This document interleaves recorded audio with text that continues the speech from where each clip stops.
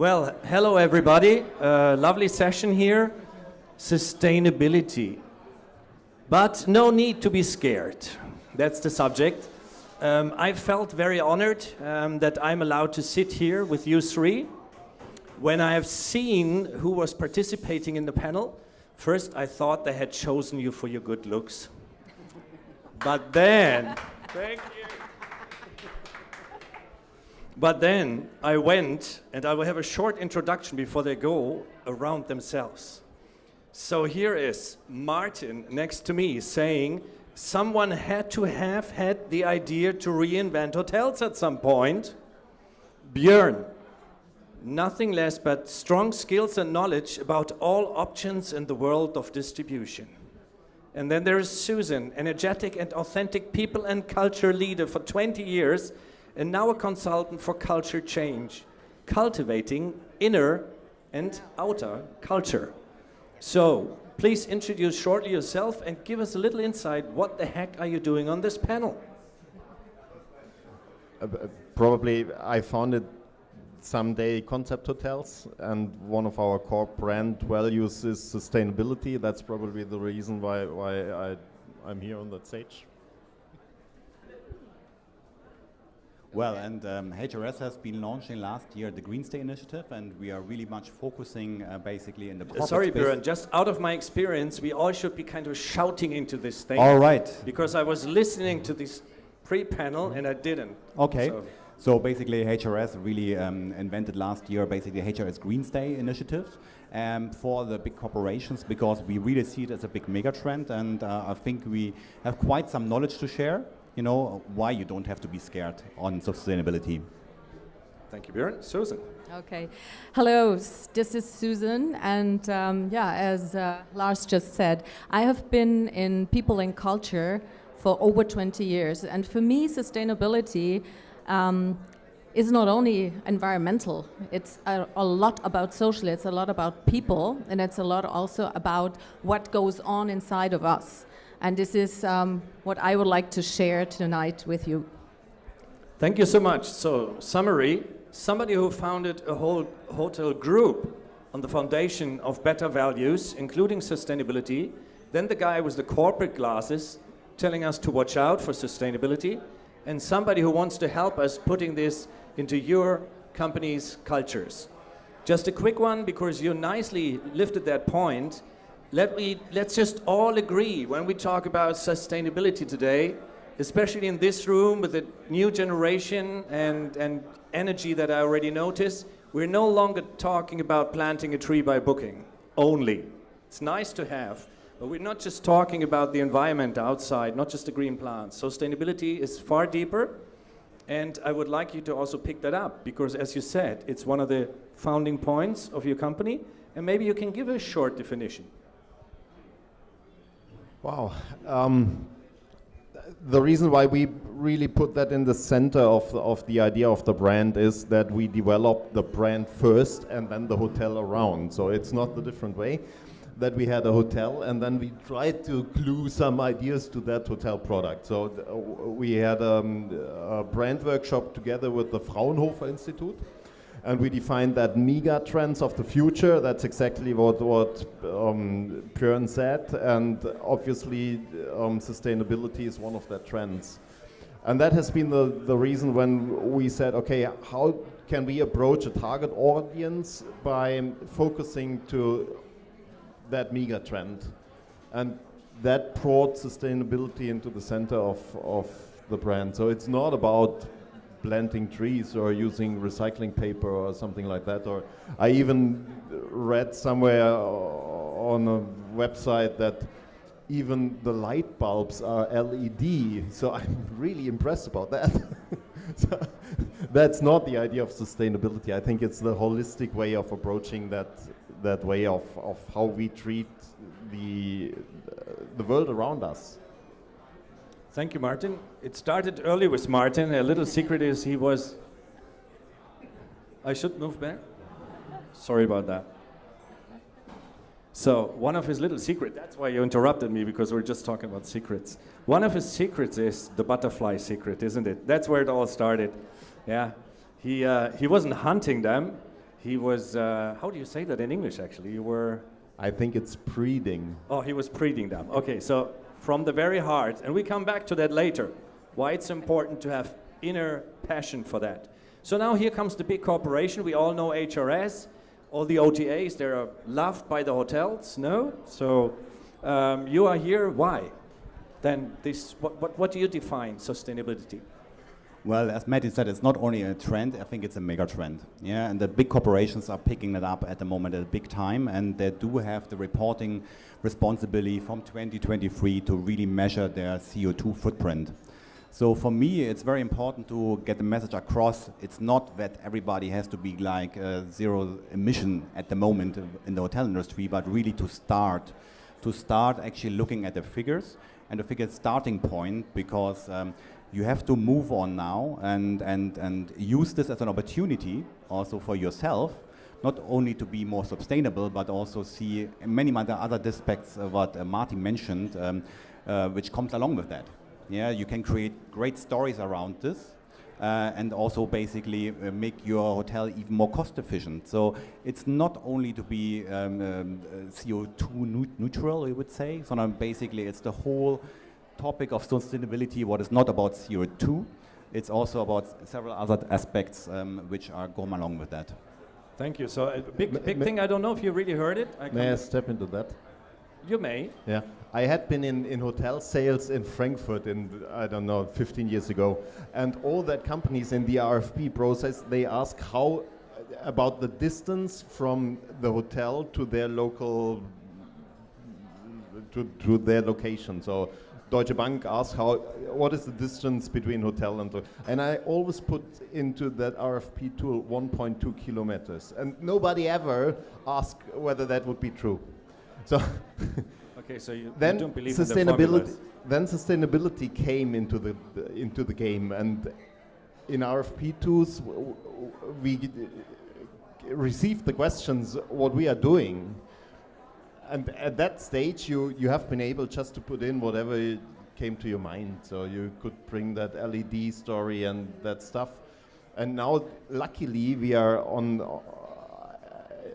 in a more mature situation that it's really questioned what you fill in. And that's also, you have been asking why HRS is on that seat. So HRS has been the first OTA, and we know that is a special relationship between OTAs and hotels, but it has been the first supplier that questioned that sustainability thing.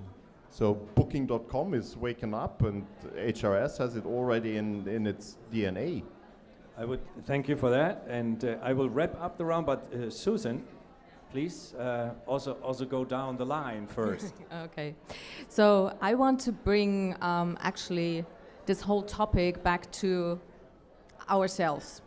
Because what is sustainability? I mean, sustainability is everything. It actually starts in the morning the moment you wake up, and it ends when you go to bed.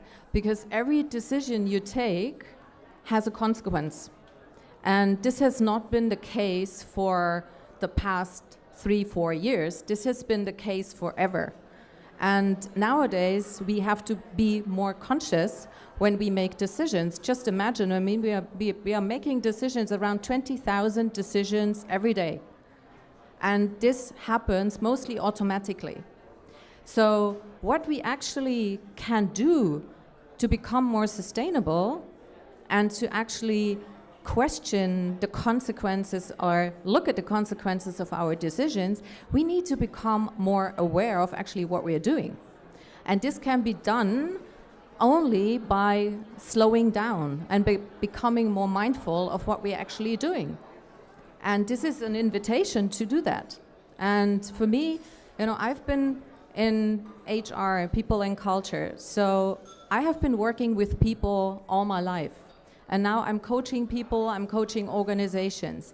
So I'm inviting everyone to really slow down and take a moment and see what is the impact of your decisions. And obviously you cannot influence 20,000 decisions. But if you take 10 decisions a day consciously, then you can really make a difference. And these decisions they can range from, do I buy from this and that store? Do I treat a person in a certain way? How do I treat my colleagues, my employees? Or do I take a train or a plane? So these are all decisions that really have a major impact on the world, on the society, on our environment. And this is actually what my message maybe for tonight is. Don't think it too big. Start with yourself. And then when you start with yourself, then go into your organizations, in your hotels, in your organizations, and question, what is your team doing? What can we change as a team? Then ask, what can we change as an organization? And then the impact gets bigger and bigger and bigger and bigger. Thank you. I think it was very good. At the end, it starts with us. I think we made some statements here now on what we believe sustainability is, where it should go, that it comes from the leadership, but not from the leadership as a new vision statement, but as something that is lived every day with small steps. I think you have also given a good corporate example that CO2 by law, CO2 footprint by law is coming into Europe, and you can either just adhere to the law or you can use it as an opportunity. And I think this is lovely. And also I think, Martin, I would invite you to also tell us about, do you take less profit because you are less, you're more sustainable? But before you answer that question, I think now that we have kind of reached a good floor and definition of sustainability, let's take all the next answers straight into what can we do to have people less scared to start the walk? So now coming back to your profit. Do you make less profit, Martin? No, we do. In the theory of sustainability, there are 3 dimensions, and one dimension is economics. So it's not only about planting trees. First is saving money in order to be able to plant trees. So we can bring that down to a very simple idea. The linen in our beds is a specifically manufactured linen that reduces the amount of energy we need to treat that linen. That gives us the possibility to approach the laundries and discuss in another way about the price we pay for the production or for the treatment of the linen. If the energy amount that they need in order to produce a bed sheet is minus 40%, I'm not willing to pay plus 40%. So it's at the end of the day, it's quite simple. It's first, perhaps you have to reflect about that, and then you get a kind of spare room where you can position yourself, and that's also in regards to the cost we produce or the profit at the end of the day we make. The other thing, not only the cost perspective, is that I think it's a pure sales approach. So when people in the supermarket are willing to spend €1.20 for the eco banana, it's perhaps better to produce eco bananas instead of 89 cents for the kilo of normal banana. So I would be in the 129 banana segment. We understood that. Thank you. So what about you? We have talked about money. You have said to people, okay, no need to be scared. Now he's calling up all these hotels. They already need to give you the best rates available. They need to fill in all these sheets. And now you tell them, okay, give me information about your sustainability. But what do you tell them? How do you take this scareness away? Well, it's really important to slice the elephant. Yeah, so basically, I think we don't want to climb the mountain straight away. We're coming to the base camp first. And excuse me, 1 second. I know there's many questions there in the background. Just keep them up a little bit. We'll get back to you, okay? And we call it basically to have really the three steps of saying the first phase where we are at the moment is the reporting phase. So really saying, okay, make yourself aware about your footprint data and really make yourself also familiar what this actually means. Yeah, and my experience when I speak to hotel or hotel chains, this already is one of the biggest struggle points. Yeah, where do I find this data? Accounting, my taxman, maybe in the maintenance department. So basically really start to actually gearing up this data. And then on the second stage, and we are not in the second stage, some hotels are, but not the majority of them, then you really go into this reduced stage. So basically seeing the data, evaluating, and then going to Martin's point to saying, where do I see basically improvement points which doesn't cost thousands of money? And this is also coming to Susanne's point, is maybe to do a step back. What have we done in the past? What we continue to do current, but what would you need to change in order to be more sustainable? And I just give this small example of staying in a bedroom here in a hotel, being an upgrade for a double room, traveling as a businessman alone myself, and having 2 blankets, having 4 towels in the bedroom. So is it necessary, yes or no? And this is also coming to Martin's point again on cost-saving topics, what also can bring them basically the nice side effect actually to be even more profitable. And on the third stage then basically is the topic of really removing the CO2 emission. If you can't be CO2 neutral, obviously HRS was also offering to the big corporations to offset basically the CO2 emissions. And one advice, especially on corporate negotiations, the price of the room will not be the only sole criterion in the future, because we will make very much transparent that there is an offsetting, yeah, for each and every room night. And depending on the cost of offsetting, there will be a completely total cost of trip calculation, as Martin also mentioned, what really then plays into the game and influences the decision of the booker.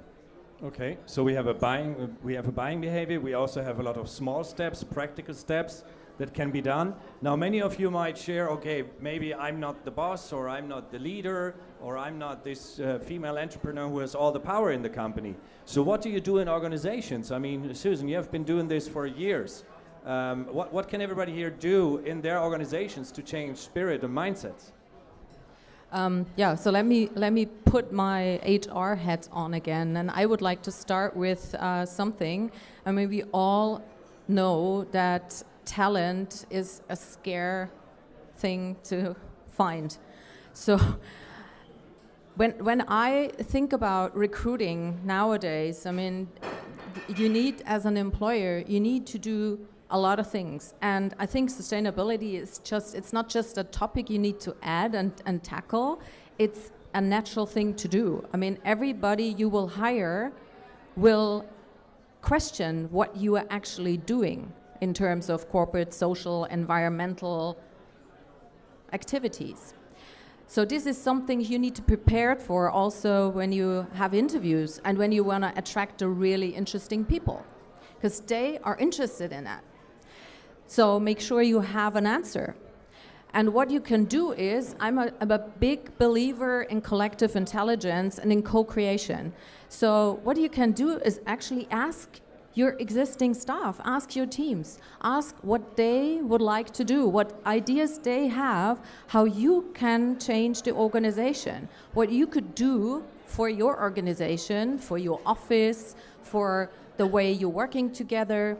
Maybe then also look at the clients. So how could you as an organization support your clients in actually getting this topic on their agenda? Then also in terms of communication outside, so your image as an organization, so what are you actually doing when it comes to that? How are you perceived by your clients? How are you perceived by potential talent? So these are things you need to think about.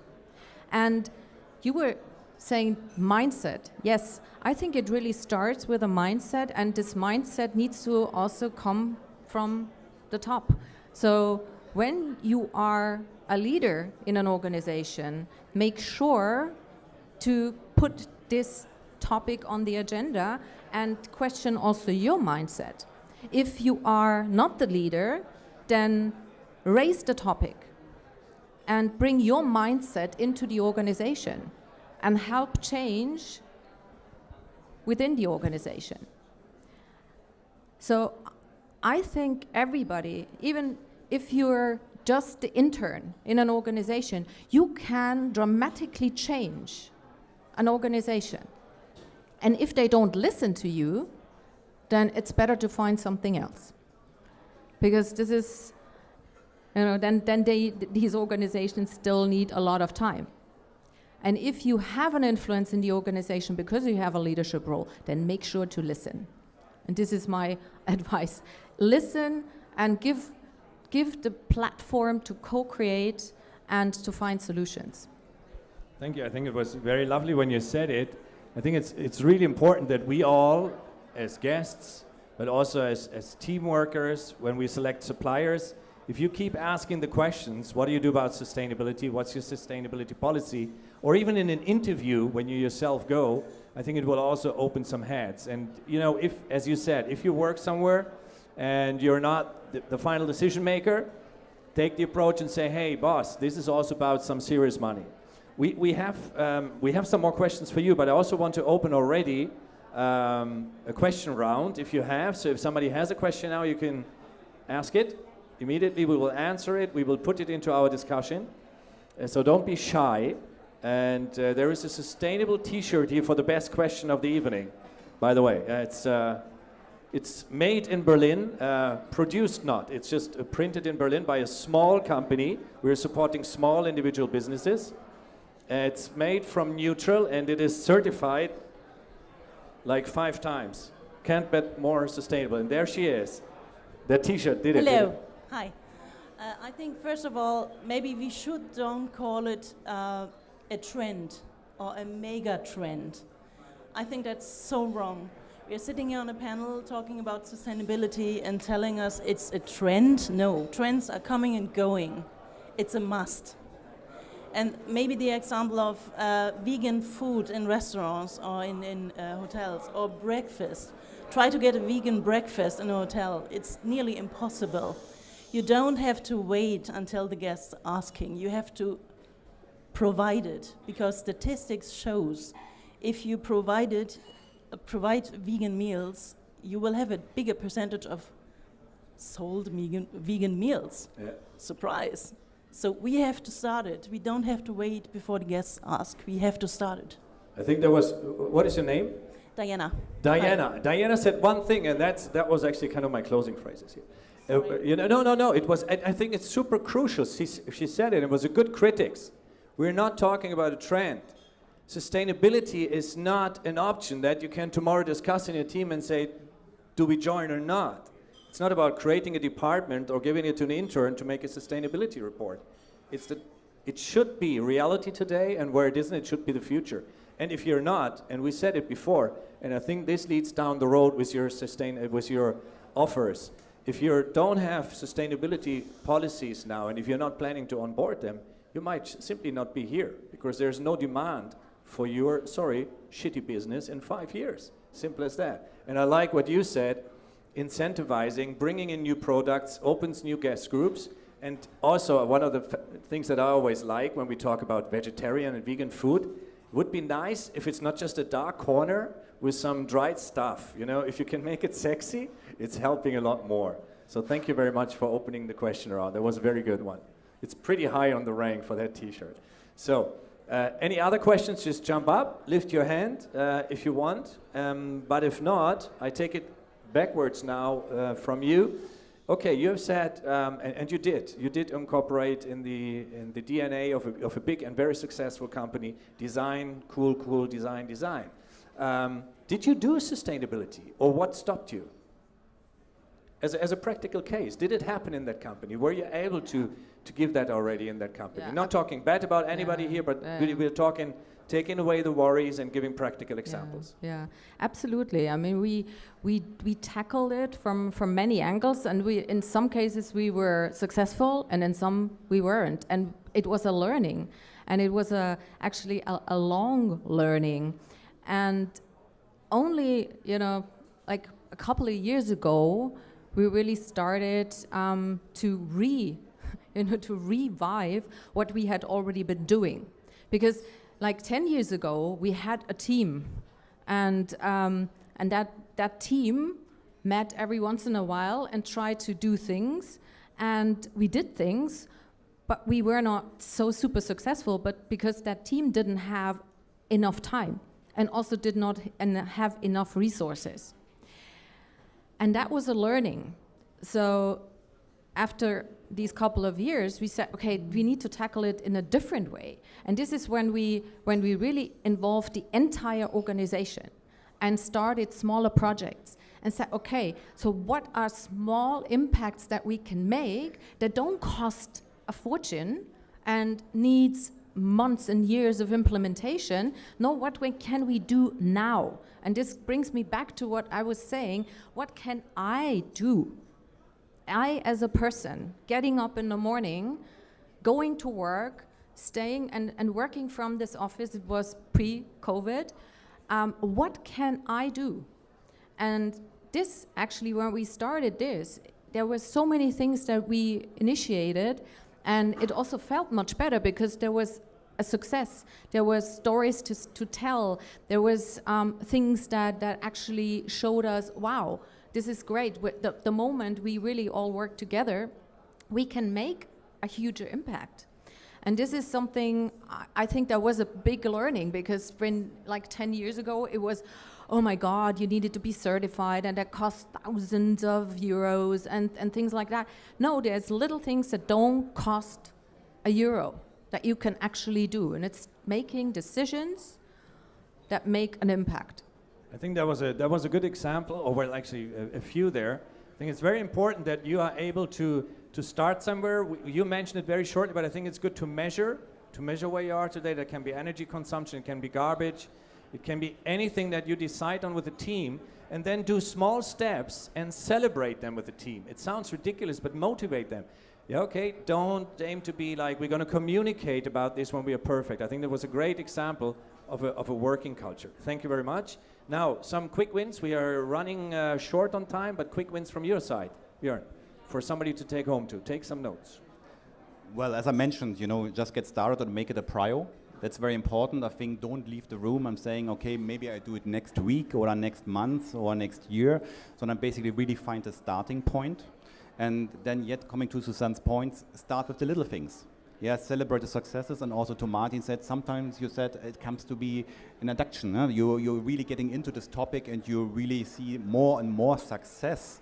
And if you see more and more success in your own profitability or sustainability, then you're just in the flow and you can't stop it anymore. But really start and change your behavior from now. Okay, so measurement, behavior, small celebrations, small steps. Martin. Yeah, well, at the end of the day, it's exactly to start today. And when we mentioned that mega trends, that had been 5 years ago.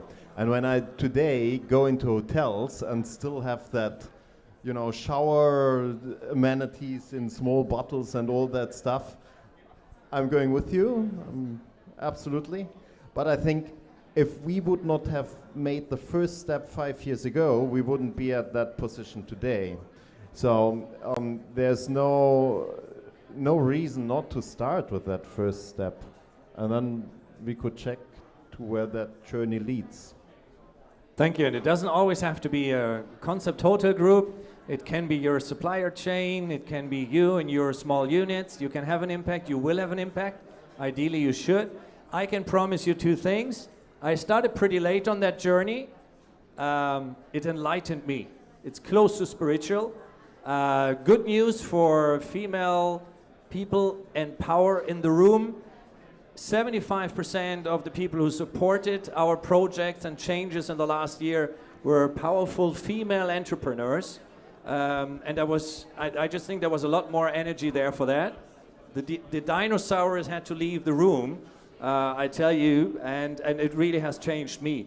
I can just tell you, I'm far from perfect. I'm enjoying every single day that we make a step to better travel all together. So I invite you for this journey. It's fun and it's pretty needed. So thanks for your attention. Thanks for your insight, for sharing some great points. Lovely night, everybody.